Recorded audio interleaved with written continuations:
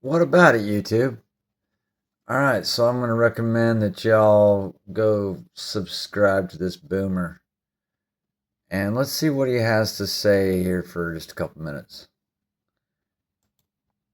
But while all shutdowns inflict this kind of broad pain, the current one has been defined by a new, and many would say mean, dimension of intentional cruelty.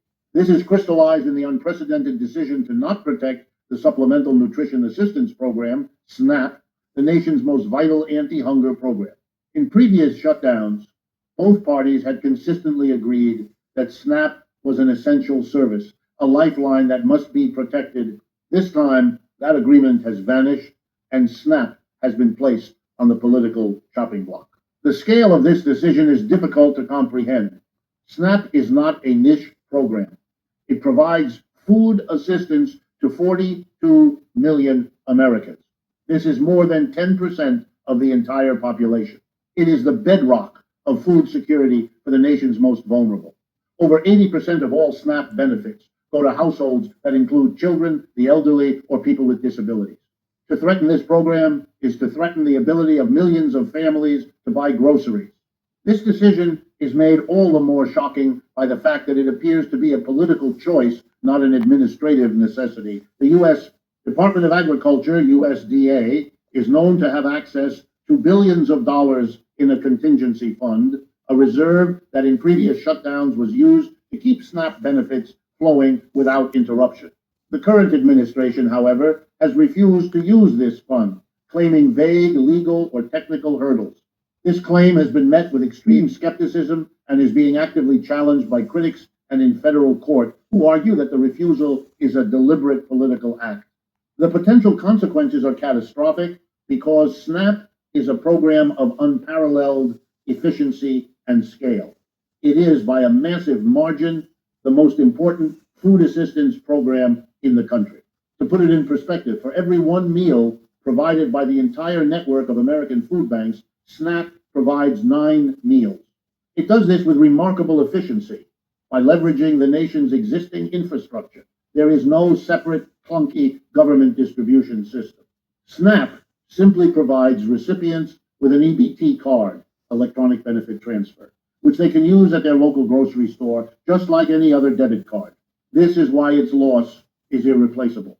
The nation's network of food banks, churches, and local charities, while heroic, cannot possibly fill this gap.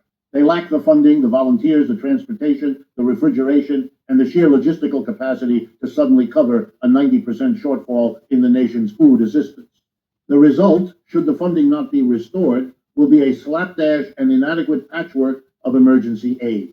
It will be a system that, by its very nature, will leave the most isolated, rural, and vulnerable communities completely uncovered. Furthermore, like the federal pay freeze, cutting off SNAP benefits is also an act of economic self-harm, instantly pulling billions of dollars out of local economies and directly hurting the grocery stores, retailers, and farmers who are the final recipients of those funds. But Yeah, um, check this guy out.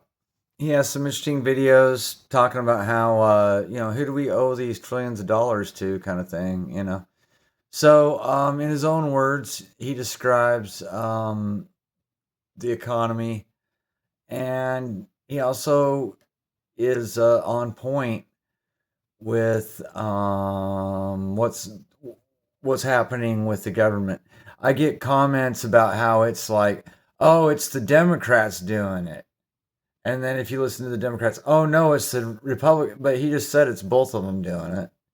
It's both of them doing it. It's all of a sudden we can't, gosh darn it, we can't pull the levers. USDA. Sorry, gosh, Trump only got so many millions from the Adelsons, and sorry, and we're building a great big ballroom. It's fabulous, and there's going to be lots of gold inlays. But gosh dang it, we just don't have any more SNAP money. I guess you better go out there and get a job in this great economy that we've got. And we sorry you got rug pulled, you know, and weren't expecting that, were you, right before Christmas?